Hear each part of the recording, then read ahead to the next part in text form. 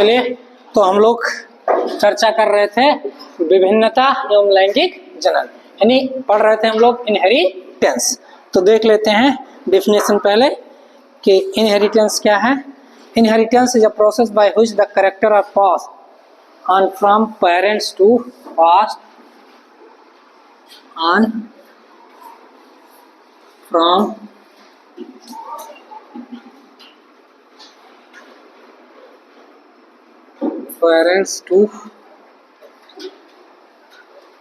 parents to progeny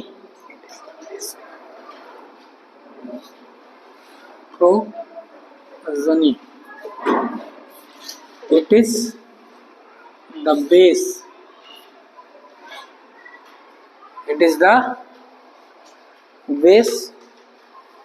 of heredity.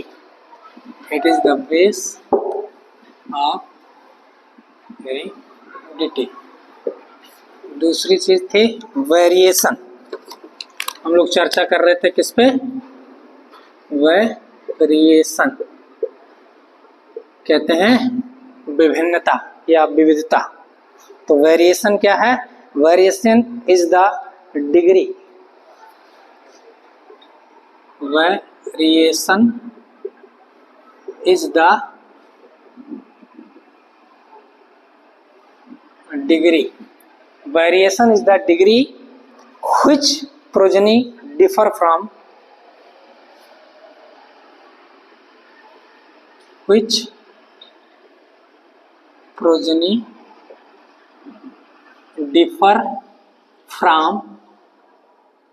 their parents.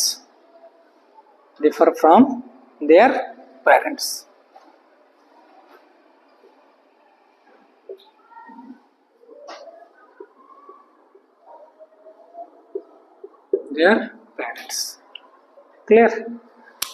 तो बात हम लोग इसी की कर रहे थे कि जो वेरिएशन देखा गया है वो वेरिएशन कहाँ देखा गया है? अलैंगिक जनन की प्रक्रिया में। इनहेरिटेंस की डिफिनेशन देख लीजिए। इनहेरिटेंस कह रहा है इनहेरिटेंस इज अ प्रोसेस, यानी कि इनहेरिटेंस अनुवांशिकता क्या है? एक प्रक्रिया है। Which the characters are passed, जिसमें क्या होते हैं? लक्षण एक पीढ़ी से दूसरी पीढ़ी पर जाते हैं। On from parents to progeny, मतलब माता पिता से लक्षण कहाँ जाते हैं? पेरेंट्स टू प्रोजेनी में जाएंगे, मतलब संतानों में जाएंगे। प्रोजेनी मीन्स जो अगली पीढ़ी होगी। And it is the base of heredity, यह निर्धारित होता है किस पर? हेरिडिटी पर। तो वेरिएशन क्या है? Variation is the degree which progeny differ from their parents. भिन्नता क्या होती है? कह रहा है कि variation is the degree which progeny differ, यहाँ पर जो संतानें उत्पन्न होंगी वह डिफर होंगी। डिफर मीन्स भिन्न होंगी, ठीक, फ्रॉम देयर पेरेंट्स, अपने माता पिता से। तो अपने माता पिता से संतानें क्या होती हैं? डिफर होती हैं। वह इसलिए डिफर होंगी क्योंकि अलैंगिक जनन की प्रक्रिया के द्वारा जितने भी संतान उत्पन्न होंगे वह हमेशा अपने जनकों से डिफर होंगे। वही चीज कह रहा है कि variation is the degree which the progeny differ from their parents. Clear? दोनों डिफिनेशन लर्न करके रखिएगा दिमाग में। पहला इनहेरिटेंस क्या है? Inheritance is the process which the characters are passed on from parents to progeny and it is the base of heredity. और variation है, variation is the degree which progeny differ from their parents. Clear? इसी पर हम लोग चर्चा करने वाले हैं। तो चलिए देख लेते हैं।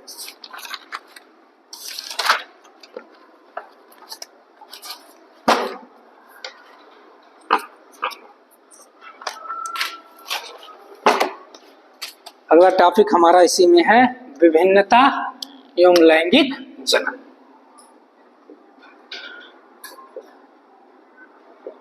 विभिन्नता एवं लैंगिक जनन। विभिन्नता एवं लैंगिक जनन। तो विभिन्नता केवल लैंगिक जनन करने वाले प्राणियों में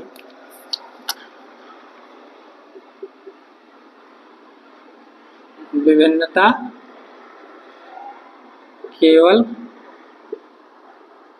लैंगिक जनन करने वाले प्राणियों में विभिन्नता केवल लैंगिक जनन करने वाले प्राणियों में ही देखा जा सकता है, प्राणियों में ही देखा जा सकता है। वेरिएशन कहाँ देखा जाएगा? जो लैंगिक जनन करेंगे उनमें देखा जा सकता है, क्योंकि लैंगिक जनन में नर व मादा, क्योंकि लैंगिक जनन में नर व मादा अर्थात विपरीत जनक, विपरीत जनक, नर व मादा अर्थात विपरीत जनक भाग लेते हैं, विपरीत जनक भाग लेते हैं। चूंकि सभी जीवों का डीएनए क्या होता है? अलग अलग होता है। चूंकि सभी जीवों का डीएनए अलग अलग होता है, चूंकि सभी जीवों का डीएनए अलग अलग होता है और डीएनए में ही शरीर की रचना और डीएनए में ही शरीर की रचना और डीएनए में ही शरीर की रचना व लक्षणों से संबंधित सूचनाएं व लक्षणों से संबंधित सूचनाएं, लक्षणों से संबंधित सूचनाएं जीन के रूप में होती हैं,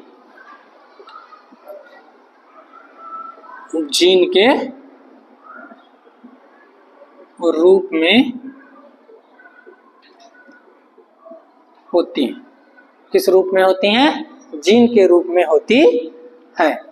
नर प्राणी का डीएनए अलग और मादा प्राणी का डीएनए अलग होता है।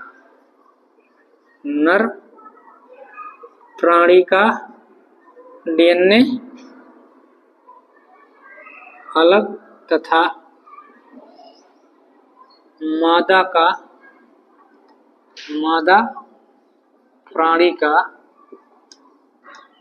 डीएनए अलग होता है। मादा प्राणी का डीएनए क्या होता है? अलग होता है। अतः इससे उत्पन्न संतानों में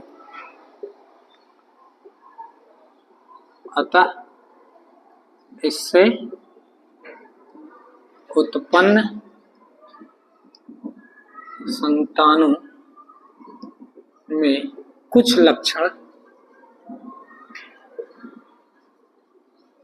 लक्षण पिता के तथा कुछ लक्षण किसके होंगे? माता के। कुछ लक्षण पिता के और कुछ लक्षण माता के होते हैं। इसलिए लैंगिक जनन में के होते हैं, इसलिए लैंगिक जनन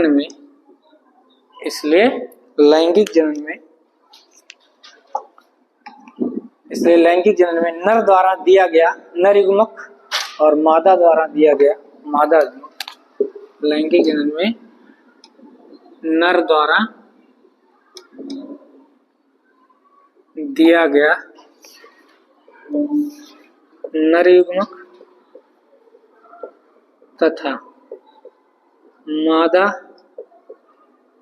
द्वारा दिया गया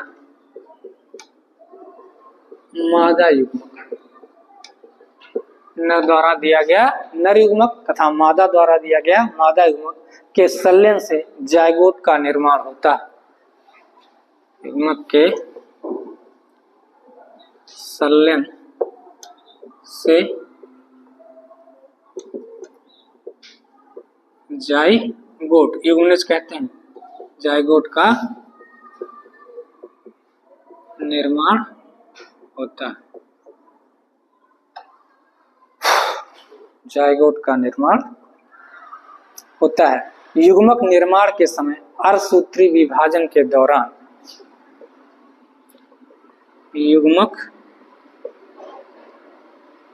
निर्माण के समय अर्धसूत्री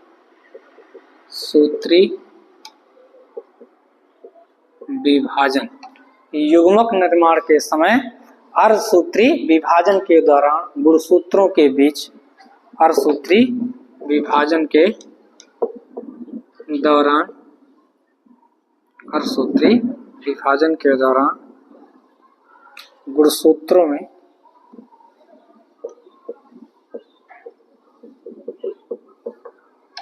अर्धसूत्री विभाजन के दौरान गुणसूत्रों के बीच विनिमय होता है। गुणसूत्रों के बीच विनिमय, क्रॉसिंग ओवर कहते हैं, क्रॉसिंग ओवर, क्रॉसिंग ओवर होता, विनिमय होता है। इसके फलस्वरूप गुणसूत्रों के नए संयोग का निर्माण होता है। इसके फलस्वरूप गुणसूत्रों के नए संयोग का निर्माण होता है।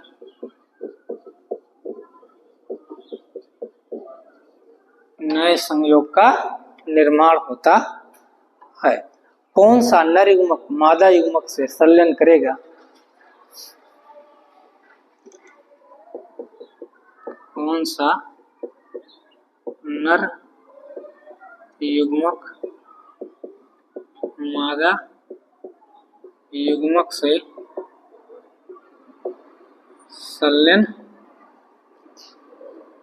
करेगा, यह भी निश्चित नहीं होता।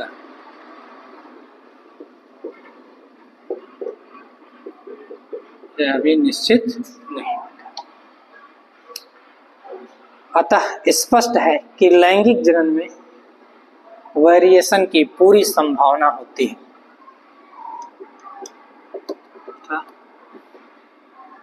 स्पष्ट है कि लैंगिक जनन में वेरिएशन की पूरी संभावना होती है। लैंगिक जनन में क्या होगी? वेरिएशन की पूरी संभावना होती है। अलैंगिक जनन में वेरिएशन नहीं देखा जा सकता।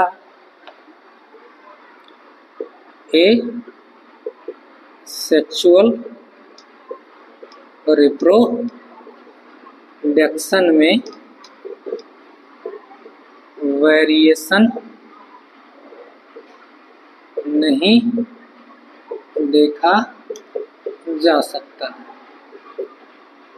एसेक्सुअल रिप्रोडक्शन में वेरिएशन नहीं देखा जा सकता क्योंकि इस जनन में केवल एक ही जनक भाग लेता है।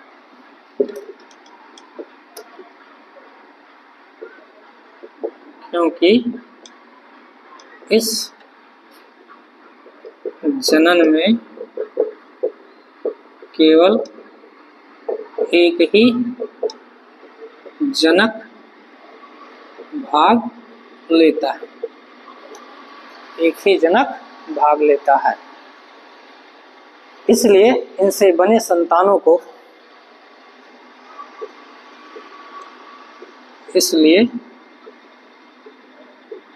इनसे उत्पन्न संतानों को क्या कहते हैं? क्लोन। क्लोन कहा जाता है, क्लोन कहा जाता है। क्लियर? क्या कहते हैं?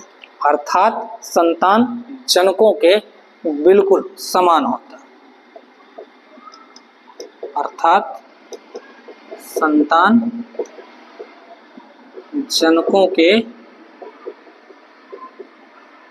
बिल्कुल समान होता है।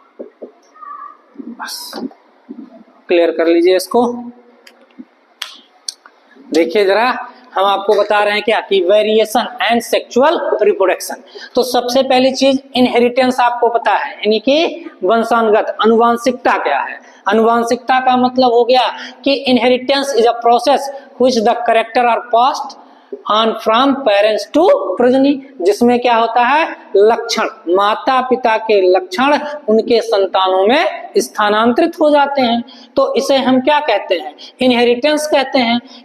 ठीक, वेरिएशन की बात अब हम लोग करेंगे कि variation is the degree which progeny differ from their parents, मतलब भिन्नता, या उसी को क्या कहते हैं? विविधता कहते हैं। तो एक ही माता पिता के दो संतानों में समानता के बावजूद क्या होता है? जो अंतर थोड़ा बहुत देखने को मिलता है उसी को क्या कहते हैं? वेरिएशन कहते हैं। नोट पॉइंट ये है कि वेरिएशन यानी कि जो वेरिएशन है और जो क्या है सेक्सुअल रिप्रोडक्शन है, इन दोनों का टर्म्स है। क्योंकि वेरिएशन कहां से आएगा? ऐसी संतानों से आएगा जो संतान लैंगिक जनन से पैदा होंगे। याद रखिएगा, हमने आपसे कहा ना कि जनन की अभिक्रिया दो प्रकार की होगी, एक लैंगिक जनन और एक अलैंगिक जनन। तो वही चीज यहाँ पर बता रहा है कि वेरिएशन लिंक कर रहा है किससे? ये सेक्सुअल रिप्रोडक्शन से, यानी कि दोनों चीजें लिंक है। जो वेरिएशन आनी है प्राणियों में, जो भिन्नता आनी है प्राणियों में, वह लैंगिक जनन से ही आनी है। कभी भी अलैंगिक जनन से कोई वेरिएशन आपको नहीं देखने को मिलेगा। तो जरा ध्यान दीजिएगा, कह रहा है कि विभिन्नता केवल लैंगिक जनन करने वाले प्राणियों में ही देखा जा सकता है। जितने प्राणी लैंगिक जनन करते हैं उन्हीं में वेरिएशन देखा जाएगा, क्योंकि लैंगिक जनन में नर व मादा अर्थात विपरीत जनक भाग लेते हैं। जनन की इस अभिक्रिया में हमेशा विपरीत जनक भाग लेंगे, एक मेल होगा और एक फीमेल होगा। चूंकि सभी जीवों का डीएनए अलग अलग होता है, जितने भी प्राणी संसार में हैं उन सभी प्राणियों का डीएनए अलग अलग होता है। ह्यूमन को लेंगे तो हमेशा क्या होगा कि एक व्यक्ति का डीएनए दूसरे व्यक्ति से बिल्कुल मेल नहीं खाएगा। अगर किसी व्यक्ति का डीएनए 99.9% अगर सेम है तब भी 1% डिफर होगा, तब भी क्या होगा? 1% डिफर होगा। और उसी डिफरेंसता से क्या होती है? वेरिएशन आती है। इस बात को ध्यान में रखिएगा कि संसार में दो व्यक्तियों का डीएनए एक जैसा नहीं हो सकता है। आपने देखा होगा, नोटिस किया होगा, जरा आइए, जो सहज जन सेवा केंद्र पर छोटे मोटे क्या खुले हैं, बैंक खुले हैं ना, वहां पर आप क्या करते हो? अपना फिंगरप्रिंट लगा के पैसा निकाल रहे थे, आपन अंगूठा। तो मान लो कि तुहार का हो खाता या बैंक में चलत बा और तुहरे खाता में 50,000 रुपया बा। अब तू गयो का कहो कि ऐसा बा निखिल वर्मा, ऐसा बा सन्नी कहन कि निखिल चला जाओ तू, और आपन अंगूठा लगा के हमरे खाता में से पैसा निकाल लो। ये हो पाई? हो सकता है, क्योंकि डीएनए क्या है? डिफर। जो थंबअप है यह क्या है? यह अलग अलग होता है ना। तो केहू के जोन बा खाता पे जोन बा अंगूठा लगा के रुपया थोड़ा ना निकाल पे। तो याद रखिएगा कि डीएनए क्या है? डीएनए जो है सभी प्राणियों का क्या होगा? कुछ ना कुछ डिफर जरूर पाया जाएगा। अगर मान लीजिए कि दो व्यक्तियों का डीएनए 99.9% सेम है, तब भी 1% डिफर होगा। आपका डीएनए आपके पिता से 1% डिफर जरूर होगा, तब भी तो वेरिएशन है। कहाँ है वेरिएशन भाई आपके अंदर? क्योंकि आपका जो डीएनए बना है वह किससे बना है? आपके माता से बना है और आपके पिता से बना है। क्लियर हुआ? माता और पिता दोनों का लक्षण तो गया। तो ये जो आपकी बॉडी का जो डीएनए होगा, डीएनए क्या है? डीएनए जो है कोशिका के अंदर पाई जाने वाली संरचना गुणसूत्र है। गुणसूत्रों के बाद क्या होता है? गुणसूत्र टूटते हैं, डीएनए बनता है, और डीएनए ही जीनोम का फॉर्मेशन करता है, जीन बनाता है। जान रहे हैं ना? और जीन क्या है? अनुवांशिकता की अंतिम इकाई है। पढ़े हैं जब आप 10th में रहे होंगे तभी ये बताया गया होगा कि जो आपका जीन है, मेंडल को नहीं पता था कि जीन क्या है, इसीलिए तो मेंडल ने फैक्टर कहा था। मेंडल, हमने आपको बताया ना कि 3 प्रिंसिपल दिया, और मेंडल के पहले प्रिंसिपल में लॉ ऑफ डोमिनेंस में फैक्टर वर्ड यूज किया गया, क्योंकि मेंडल को जीन के बारे में नहीं पता था। लेकिन मेंडल जो था वो अपने समय के साइंटिस्टों से बहुत आगे सोच रहा था, जीन के बारे में नहीं जान रहा था, लेकिन उसने कहा कि निश्चित रूप से कोई फैक्टर है जो क्या करता है, लक्षणों को एक पीढ़ी से ले जाकर के दूसरी पीढ़ी पर रखता है। तो यह जाने रखिएगा आप कि संसार में 2 व्यक्तियों का डीएनए एक जैसा कभी नहीं हो सकता है। अगर मान लीजिए कि डीएनए 99.9% सेम है, तब भी 1% क्या होगा? डिफर होगा। क्लियर? याद रखिएगा। तो वही कह रहा है, चूंकि सभी जीवों का डीएनए अलग अलग होता है और डीएनए में ही शरीर की रचना व लक्षणों से संबंधित सूचनाएं पाई जाती है, और सारे लक्षण, सारी सूचना कहाँ होगी? डीएनए में होगी। डीएनए का हो गया आनुवांशिक पदार्थ है, और जिसकी सूचना डीएनए के पास होगी वही तो क्या करेगा? कॉपी करेगा। तो डीएनए के पास नाक की सूचना है तो नाक बन रहा है, डीएनए के पास क्या है? मिलानिन की सूचना है तो बॉडी में मिलानिन बन रहा है। जिसकी सूचना डीएनए के पास होगी उसी का फॉर्मेशन होगा। देखिए कह रहा है कि डीएनए में शरीर की रचना और लक्षणों से संबंधित सूचनाएं पाई जाती हैं, यानी कि जो आपकी बॉडी की क्या होगी? स्ट्रक्चर का फॉर्मेशन होगा। मान लो नाक का सूचना है डीएनए के पास, आंख की सूचना है, समझ रहे हैं ना, दांत की सूचना है, तो उसी का फॉर्मेशन होगा, क्योंकि डीएनए के पास जिसकी सूचना है उसी के फॉर्मेशन में भाग ले रही है बॉडी। हमने आपको बताया था ना, रंजकहीनता एक रोग है जो मिलानिन रागा नामक पदार्थ के कारण होता है। तो अगर डीएनए पर मिलानिन की सूचना है तब तो वह क्या करेगी? डीएनए से एमआरएनए, एमआरएनए से प्रोटीन सूचनाओं को ले जाएगी। अब अगर डीएनए पर क्या हुआ? मिलानिन की सूचना नहीं है, तो आपकी बॉडी में मिलानिन कैसे बनेगा? बनेगा ही नहीं।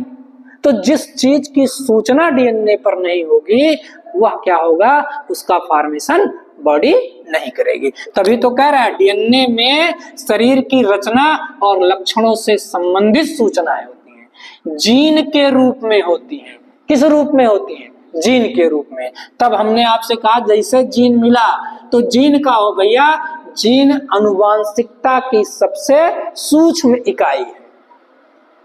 जीन शब्द का प्रयोग सबसे पहले 1909 में किसने किया था? किसने किया भैया? डब्ल्यू जॉनसन ने किया था। डब्ल्यू जॉनसन किसने किया? चाहे जॉनसन कहिए या जॉनसन कहिए, ठीक। मेंडल को नहीं पता था कि जीन क्या है। जब डब्ल्यू जॉनसन आया 1909 में, तो उसने जीन शब्द का सबसे पहले प्रयोग किया था।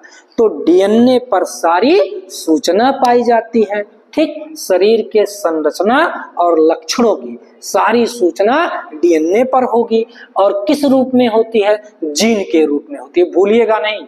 डीएनए पर सारी सूचना होगी। किसकी सूचना? शरीर की रचना की क्या रचना बननी है, और लक्षणों से संबंधित सारी सूचना डीएनए पर जीन के रूप में पाई जाती है। क्लियर? नर प्राणी का डीएनए अलग होता है और मादा प्राणी का डीएनए अलग होता है। अब मेल का डीएनए अलग होगा और फीमेल का डीएनए अलग होता है, अतः इससे उत्पन्न संतानों में कुछ लक्षण पिता के और कुछ लक्षण माता के। अब चूंकि क्या है, देखिए मेल है और क्या है? फीमेल है, तो इसका डीएनए अलग होगा ना, और इसका भी डीएनए अलग है। बात समझ रहे हैं? और इसमें क्या होगा? मियोसिस होगा। मियोसिस होगा तो मेल गैमिट का फॉर्मेशन होगा, फीमेल गैमिट का फॉर्मेशन होगा। इसी मियोसिस के दौरान हमने आपको बताया था क्रॉसिंग ओवर हो जाएगा, तो यहीं पर परिवर्तन शुरू हो गया। हुआ। तो वही चीज कह रहा है कि कुछ लक्षण पिता के, कुछ लक्षण माता के होते हैं। इसलिए लैंगिक जनन में नर द्वारा दिया गया नर युग्मक और मादा के द्वारा दिया गया मादा युग्मक के संलयन से जायगोट का निर्माण होता है। और युग्मक निर्माण के समय अर्धसूत्री विभाजन, जब युग्मक निर्माण होगा तो क्या होगा? अर्धसूत्री विभाजन होगा। विभाजन के दौरान गुणसूत्रों के बीच विनिमय हो जाता है, क्रॉसिंग ओवर की प्रक्रिया होती है। याद रखिएगा, जिस समय मियोसिस होगा उसी समय पिता में और माता में, जब मियोसिस हुआ तो पिता में मियोसिस होकर के स्पर्म बनेगा, क्लियर? उसी समय यहाँ विनिमय हो जाएगा। माता में मियोसिस होकर के एग बनेगा, उसी समय माता में भी क्या होगा? उसके गुणसूत्रों में विनिमय होगा। गुणसूत्रों में होगा, क्रॉसिंग ओवर की प्रक्रिया होगी। तो जब क्रॉसिंग ओवर की प्रक्रिया होगी तो यह जो नया गुणसूत्र बन रहा है, जो स्पर्म बन रहा है, उसका जो डीएनए होगा वह तो पहले से डिफर होगा।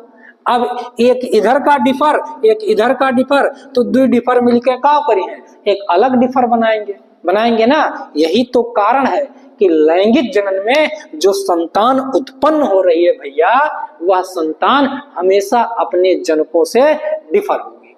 ना हूबहू माता की तरह होना है उसको, ना हूबहू पिता की तरह होना है, क्योंकि कुछ लक्षण पिता के और कुछ लक्षण माता के जाने हैं। वैसे भी मेंडल साहब कह रहे हैं कि जो लक्षण प्रभावी होगा वह F1 जनरेशन में स्पष्ट होगा, लॉ ऑफ डोमिनेंस में।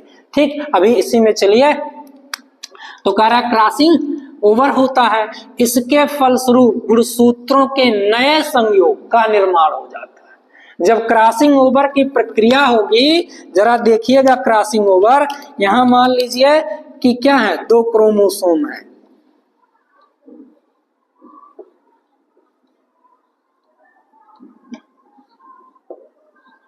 तो ये क्या हो रही है? ये जो है क्रॉसिंग ओवर की प्रक्रिया हो रही है।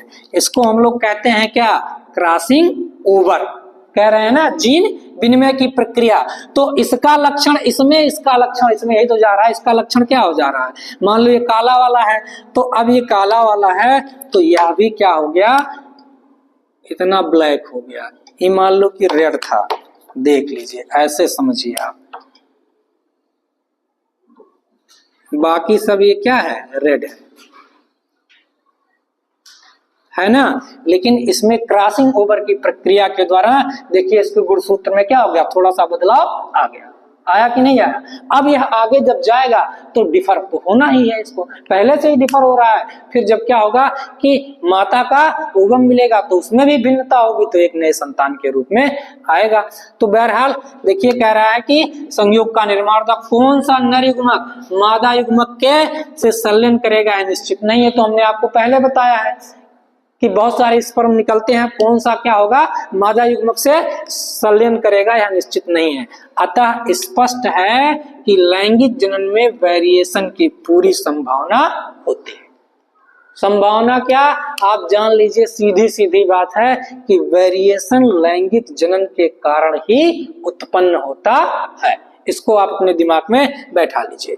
जबकि अलैंगिक जनन, एसेक्सुअल रिप्रोडक्शन में वेरिएशन नहीं देखा जा सकता है। क्यों? किसमें? क्योंकि वन पेरेंटल सेल, एक पेरेंटल सेल भाग लेगी, एक मात्र कोशिका भाग लेगी। तो एक मात्र कोशिका भाग लेगी, बताए हैं आपको, यही उसका डीएनए है। तो जो डीएनए पिता में, वही डीएनए का होगी उनके संतानों में। जबकि लैंगिक जनन में डीएनए बदल जा रहा है ना, अलैंगिक जनन में डीएनए नहीं बदलता है। जो पिता का डीएनए है हूबहू वही उसके संततियों का डीएनए हो जाता है। तो ये संतति नहीं हुई, ये क्लोन हो गई। तभी तो कह रहा है कि एसेक्सुअल रिप्रोडक्शन में वेरिएशन देखा जा सकता है, क्योंकि इस जनन में केवल एक ही जनक भाग लेता है। इसलिए इससे उत्पन्न संतानों को क्या कहा जाता है? क्लोन कहा जाता है। अर्थात जनक के बिल्कुल क्या होती हैं? समान होती हैं। तो एसेक्सुअल रिप्रोडक्शन से उत्पन्न सभी संतानें जनकों के बिल्कुल हूबहू समान होती हैं। फोटोकॉपी देखे हो हैं? अब फोटोकॉपी मशीन में आपन चेहरा धई देबो ना तो का होई, बनरे चेहरा दिखाई दे, ऐसा होई नहीं ना।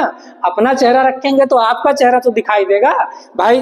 जैसे मान लीजिए एक पन्ना कागज है कि उस पे कुछ लिखा हुआ है, तो आप जब क्या करोगे, उसको फोटोकॉपी मशीन पे रखोगे और जब प्रिंटर से बाहर निकलेगा वो, तो जो लिखा है वही तो निकलेगा। तो वो क्या है, वह है एसेक्सुअल रिप्रोडक्शन। हूबहू क्या हो जाएगा, बिल्कुल जनक के समान होगा। लेकिन यहाँ लैंगिक जनन में क्या होगा, वेरिएशन देखने को मिलेगा। और इसी भिन्नता के पाए जाने के कारण, ठीक, इसी भिन्नता, कुछ चीजें और जान लीजिए, इसी भिन्नता के पाए जाने के कारण हम संसार में प्रत्येक व्यक्तियों की पहचान उसके अलग अलग नामों से कर देते हैं। जैसे एक क्लासरूम में 60 बच्चे बैठे हैं ना, तो आप 60 को अलग अलग तो पहचानते हो कि भुलाई जाते हो, ये सन्नी हो, ये उपधिया हो, ये निखिल वर्मा हो, ऐसे तो पहचानते हैं। हम देखो आपको पहचान रहे हैं ना कि ये क्या है, निखिल है, ये कौन है, ये जानवी है, ये कौन है, अब नाम में क्या रखा है, ये गरिमा है, समझ रहे हैं ना। तो हम कैसे पहचान रहे हैं, वेरिएशन के कारण। गरिमा में दृष्टि में क्या है, वेरिएशन है। सन्नी में और क्या, निखिल में क्या है, वेरिएशन है। वेरिएशन है कि नहीं है। तो वेरिएशन भिन्नता यानी कि कह रहा है कि वेरिएशन क्या होगा कि जो अगर हम लैंगिक जनन देखेंगे तो लैंगिक जनन में जो वेरिएशन हो रहा है, उसी वेरिएशन के कारण हम प्रत्येक व्यक्तियों की अलग अलग पहचान कर लेते हैं। इसी कारण तो कर ले रहे हैं। अब बस सब एक की तरह हो जाए, बताए रहे ना कि जब का करबो, जैसे चीन के लोग को देखोगे, चीनी, कोरियन, देखा तो जापानी, अब कुल इनका चेहरा गोल गोल ऐसे, तो पहचान में कम आते हैं, नहीं आते हैं, सबका चेहरा क्या हो जाएगा, गोल गोल हो जाएगा। लेकिन यहाँ पर क्या है, भारतीय जो है कुछ अलग दिखते हैं। क्या है, कुछ अलग दिखते हैं। बहरहाल चलिए, तो वही कह रहा है कि हम प्रत्येक लोगों की पहचान क्या कर सकते हैं, अलग अलग कर सकते हैं। क्यों, क्योंकि सब में वेरिएशन पाया जाता है। क्लियर हुआ कि वेरिएशन कहां से निकल करके आया, निकला कहां से, सेक्सुअल रिप्रोडक्शन के प्रोसेस से। क्लियर टू ऑल, आगे चलते हैं।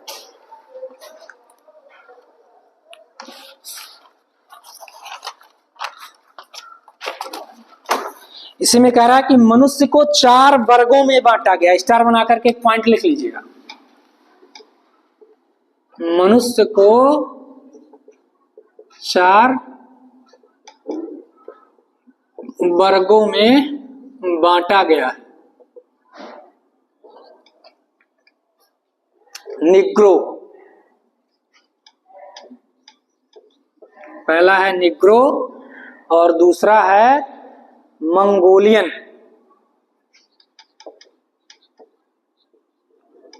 मंगोलियन और तीसरा है काकेसाइड। काकेसाइड, काकेसाइड और चौथा है ऑस्ट्रेलाइड। ऑस्ट्रेलाइड, ठीक है। इन 4 वर्गों में मनुष्य को बांटा गया है। तो मंगोलियन में कौन आते हैं, निग्रो में कौन आते हैं, निग्रो में कौन आते हैं, ये अफ्रीकन आते हैं, अफ्रीकन आते हैं। मंगोलियन में चीनी वगैरह आते हैं, चीन के लोग, ठीक। और काकेसाइड में आपने देखा होगा, इसमें जो है अंग्रेज को देखा होगा, और भारतीय भी इसी में आते हैं काकेसाइड में।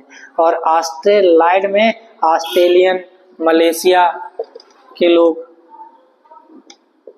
ऑस्ट्रेलियन आते हैं, मलेशिया के लोग भी इसी में आते हैं। तो सबको अगर आप देखेंगे, निग्रो को देखेंगे, नहीं, मनुष्य को 4 वर्गों में बांटा गया। किसमें, निग्रो में, मंगोलियन में, काकेसाइड और ऑस्ट्रेलाइड में। तो निग्रो जैसे अफ्रीकन को आप देखते हैं, ठीक। मंगोलियन को आप देखिए, चीनी जिसमें आते हैं, उनके शरीर की संरचना देखिए, अफ्रीकन के शरीर की संरचना देखिए, अलग है कि नहीं अलग है, डिफर है कि नहीं डिफर है, वेरिएशन है सब में, ठीक। काकेसाइड अंग्रेजों को देखिए, लंबे लंबे होते हैं, खूबसूरत होंगे। तो उनके बच्चे भी खूबसूरत होते हैं। ठीक, उसके बाद आइए आप कहाँ पर, कॉकेज साइड में, यहीं पर क्या होते हैं, भारतीय भी आते हैं। तो भारतीयों में अंग्रेजों में थोड़ी सी वेरिएशन आपको मिलेगी। और उसके बाद ऑस्ट्रेलाइड है, ऑस्ट्रेलियन, मलेशिया वाले आते हैं। आपने देखा होगा कि ये क्या होते हैं, थोड़े से हैवी बॉडी के होते हैं। तो सबका जब आप देखेंगे कि सबकी क्या है, सबकी जो फिगर है वो अलग अलग होती है, लेकिन सबको हम किसमें रखते हैं, इन चारों को किसमें रखते हैं, होमो सेपियंस। किसमें रखते हैं, होमो सेपियंस। क्लियर। तो चाहे वो निग्रो हो, मंगोलियन हो, काकेसाइड हो, ऑस्ट्रेलाइड हो, लेकिन जाने रखिएगा कि मनुष्य को 4 वर्गों में विभाजित किया गया है। लेकिन मनुष्य को किस प्रजाति में रखा जाता है, किस स्पीसीज में रखा गया है, होमो सेपियंस में रखा गया है। ठीक, चाहे वो निग्रो हो वह भी होमो सेपियंस में, मंगोलियन हो वह भी होमो सेपियंस में, काकेसाइड हो वह भी होमो सेपियंस में, ऑस्ट्रेलाइड हो वह भी होमो सेपियंस में ही रखा जाता है। क्लियर। तो वेरिएशन देखने को आपको सब में मिलेगा। अब हम लोग चलेंगे कहां पर, हिस्ट्री ऑफ मेंडल। इतनी चीजें क्लियर हुई, तो चलिए अगला टॉपिक आपका है हिस्ट्री ऑफ मेंडल। मेंडल का संक्षिप्त इतिहास देख लेते हैं, क्या क्या मेंडल ने किया था। हिस्ट्री ऑफ मेंडल यानी कि मेंडल का संक्षिप्त इतिहास। कुछ चीजें इसमें हमने आपको कुछ पॉइंट बताए भी हैं, कुछ चीजें छुटी हैं, सबको नोट डाउन करेंगे हम लोग। मेंडल का हिस्ट्री क्या है, ग्रेगर जॉन मेंडल का जन्म 22 जुलाई, पहला पॉइंट। मेंडल का जन्म 22 जुलाई कब हुआ था, 22 जुलाई 1822 में, 1822 में जर्मनी के एक शहर में, जर्मनी के सेलिसिया, जर्मनी के सेलिसिया, कहाँ हुआ था, सेलिसिया, सिलिसिया ग्राम में हुआ था। तो याद रखना है मेंडल का जन्म 22 जुलाई 1822 में जर्मनी के सिलिसिया गांव में हुआ था। दूसरा पॉइंट, 1843 में ऑस्ट्रिया देश के ब्रून शहर में, 1843 में ऑस्ट्रिया देश के ब्रून शहर में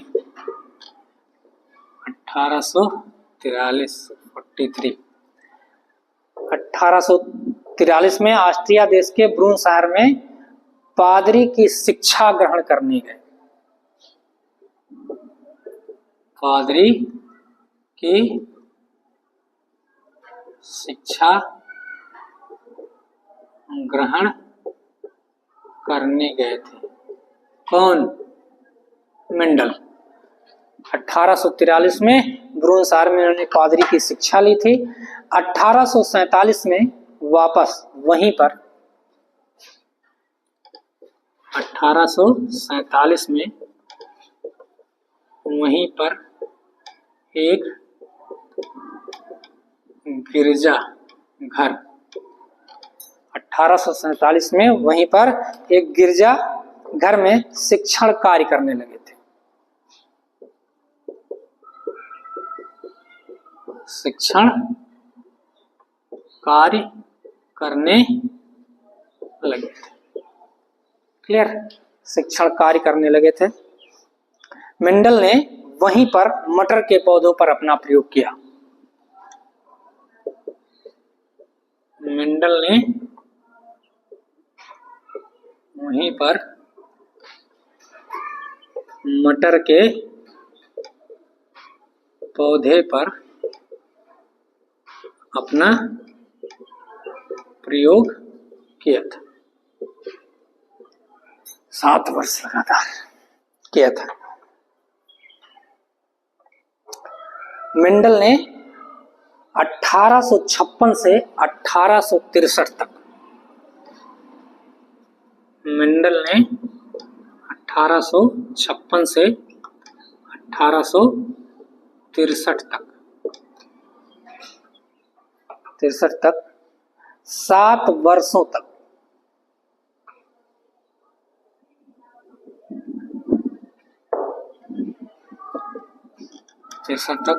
लगभग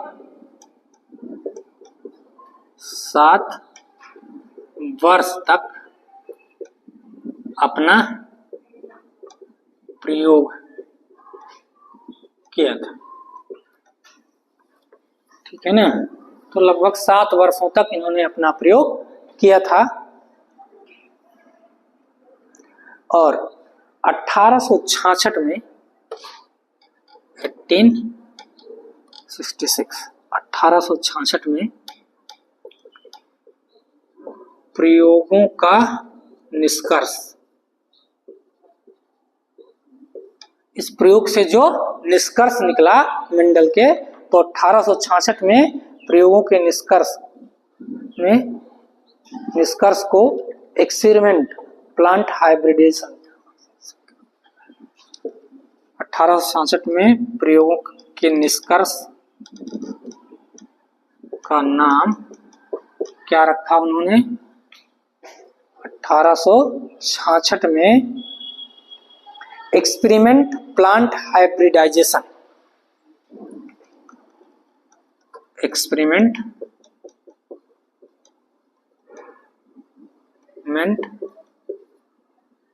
प्लांट हाइब्रिडाइजेशन नामक शीर्षक दिया।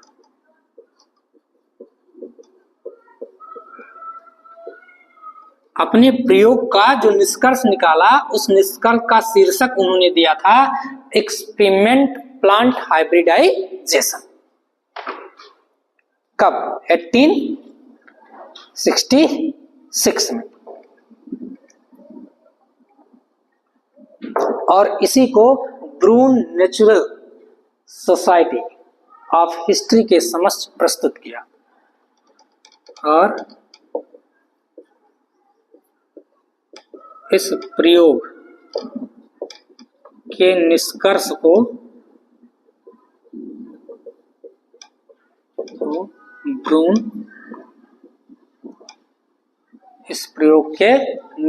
को ब्रून नेचुरल सोसाइटी ऑफ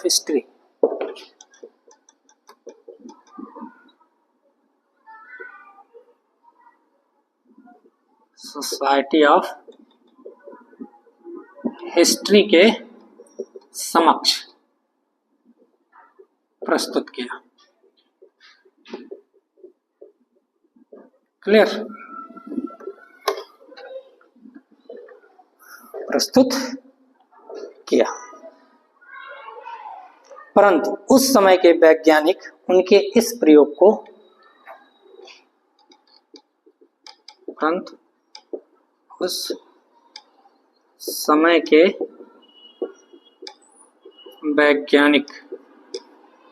उनके इस प्रयोग को समझ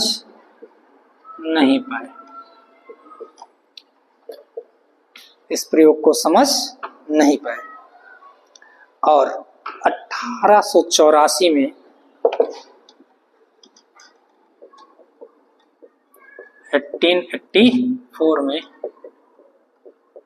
मेंडल का देहांत हो गया।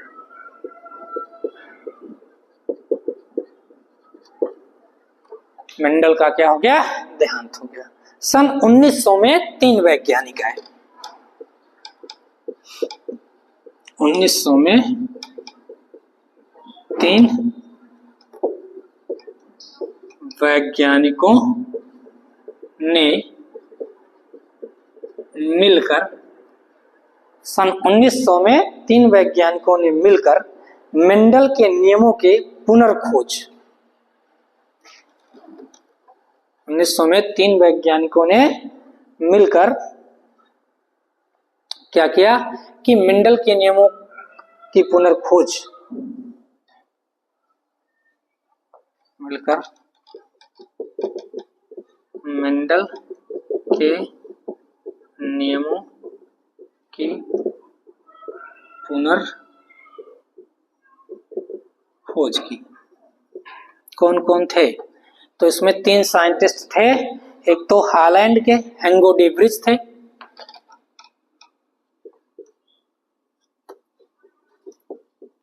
हालैंड के हेंगो डी ब्रिज, और 2 इनके सहयोगी थे, हालैंड के हेंगो डी ब्रिज तथा ऑस्ट्रिया के मार्क। हेंगो डी ब्रिज थे तथा ऑस्ट्रिया के मार्क थे।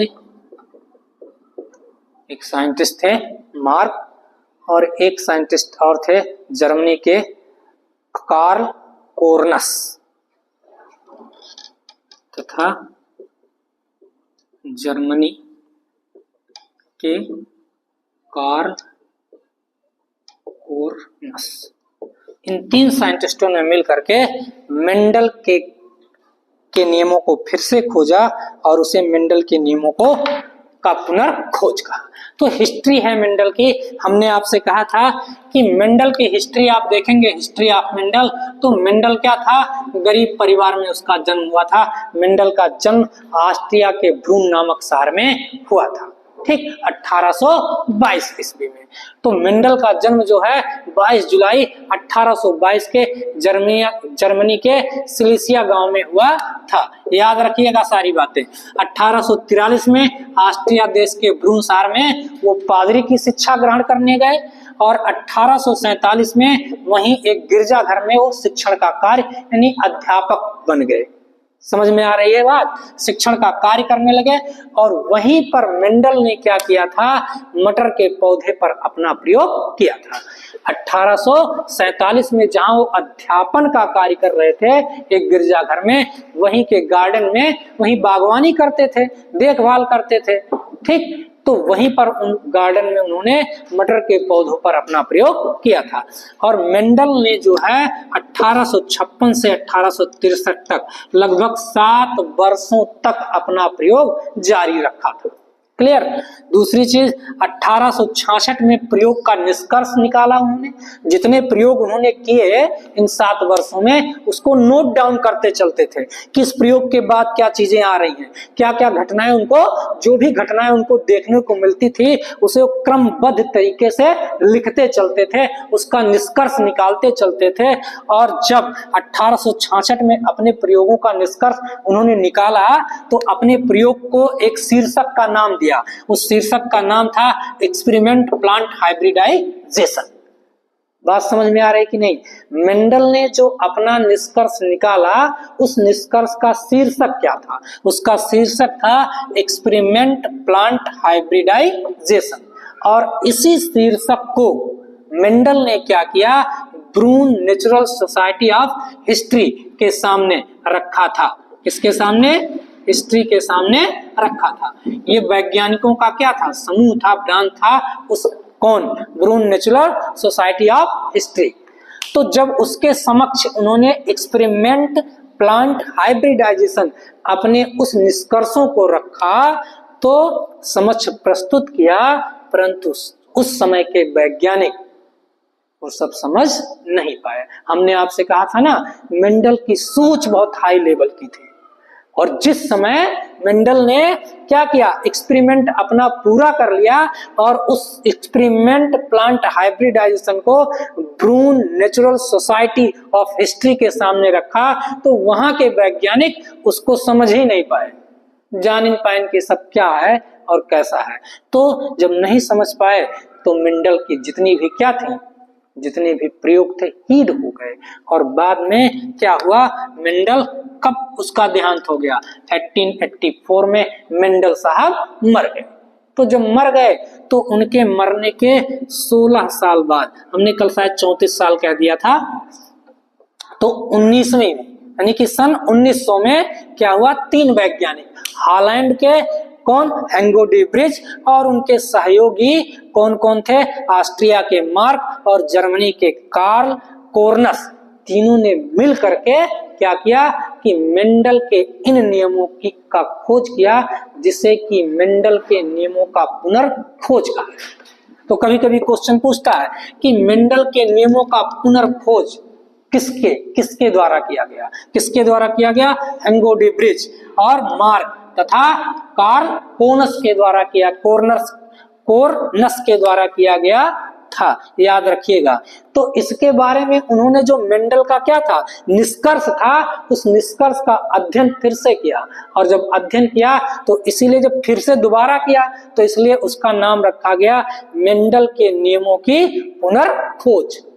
तो मेंडल के नियमों का पुनर्खोज किसने किया था, सबसे प्रसिद्ध वैज्ञानिक कौन, हेंगो डी ब्रिज और मार्क और कार्ल कोर्नस ने मिलकर के क्या किया था, मेंडल के नियमों की पुनर्खोज की थी। और तब 16 वर्ष बाद मेंडल को फादर ऑफ जेनेटिक की उपाधि दी गई। उन्होंने देखा कि जिस चीज को हम क्या कर रहे हैं, अब प्रयोग में ला रहे हैं, जिसकी खोज हम निष्कर्ष अब कर रहे हैं, वो तो मेंडल साहब बहुत पहले खोज के दे दिए, लेकिन चूंकि उसे समझ नहीं पाए थे साइंटिस्ट, उसका एक रीजन था। मेंडल के असफलता का सबसे बड़ा रीजन यही था क्योंकि हमने आपको बताया था थ्योरी ऑफ इवोल्यूशन, ठीक है ना, द ओरिजिन ऑफ स्पीसीज। उस समय डार्विन ने एक पुस्तक लिख दी थी, द ओरिजिन ऑफ स्पीसीज। और डार्विन और हेंगो डी ब्रिज ये सब क्या थे, लैमार्क वगैरह प्रतिभावान साइंटिस्टों में से थे। और जिस समय मेंडल ने अपना निष्कर्ष निकाला था उसी समय जो है डार्विन की एक पुस्तक निकल गई थी, और वह थी द ओरिजिन ऑफ स्पीसीज। समझ रहे हैं ना। तो जो थ्योरी ऑफ इवोल्यूशन था बहुत जोरों पर था, लोग उसमें दिलचस्पी दिखा रहे थे कि डार्विन की पुस्तक में है क्या, उन्होंने द ओरिजिन ऑफ स्पीसीज पर लिखा क्या है, उसके बारे में वैज्ञानिक पढ़ रहे थे, जान रहे थे, समझ रहे थे। तो मेंडल की चीजें जो है वो किसी को दिखाई नहीं दी, इसीलिए मेंडल की जो क्या थी, जो एक्सपेरिमेंट था वो हीड हुआ। इसका सबसे प्रमुख कारण यही रहा। और दूसरा प्रमुख कारण यह रहा कि मेंडल ने अपने प्रयोग में मैथमेटिक्स यूज कर दिया था, सांख्यिकी यूज किया था मेंडल ने। और आप जानते हैं जितने भी जीव वैज्ञानिक होते हैं वो मैथमेटिक्स को लाइक नहीं करते हैं। सांख्यिकी तो मैथमेटिक्स था, तो जब वो मैथमेटिक्स पर आधारित हो गया सांख्यिकी, तो ये 2 रीजन थे कि जो मेंडल के जो क्या थे प्रयोग थे वो हिट हुए। लेकिन जब मेंडल के नियमों का पुनर्खोज किया, किसने, हेंगो डी ब्रिज ने किया, और किसने किया, और मार्क ने किया, और कार्ल कोर्नस ने किया, तो इसे मेंडल के नियमों का पुनर्खोज कहा गया। और तब 16 साल बाद मेंडल को फादर ऑफ जेनेटिक की उपाधि दी। अब सोच लीजिए जिस समय इसने निष्कर्ष निकाला था कितना हाई ब्रेन रहा होगा, वह समय के कह रहा है कि उनके इस प्रयोग को समझ नहीं पा रहे थे उस समय के वैज्ञानिक, क्योंकि मेंडल ने जिस समय मेंडल था उस समय से बहुत आगे की चीजों को मेंडल ने लिख दिया था। तो इसलिए उस चीजों को जो वैज्ञानिक थे वो समझ नहीं पा रहे थे कि ये सब क्या है। तो यही एक रीजन, यह भी एक रीजन था कि अदर वैज्ञानिक मेंडल के निष्कर्ष और प्रयोग को समझ ही नहीं पा रहे थे। तो इनकी असफलता का रीजन यह भी रहा। हम आपको आगे पढ़ाएंगे, लेकिन इतनी चीजें कंफर्म करके रखिएगा, ये याद करने वाली चीज है, थोड़ा सा फोकस कीजिएगा कि सन आपको याद हो जाए, ठीक है, क्योंकि यहाँ से एक आध क्वेश्चन आपको मिलेंगे। ओके, आज के लिए इतना ही, देखते रहिए बायो क्लासेस। Thank you.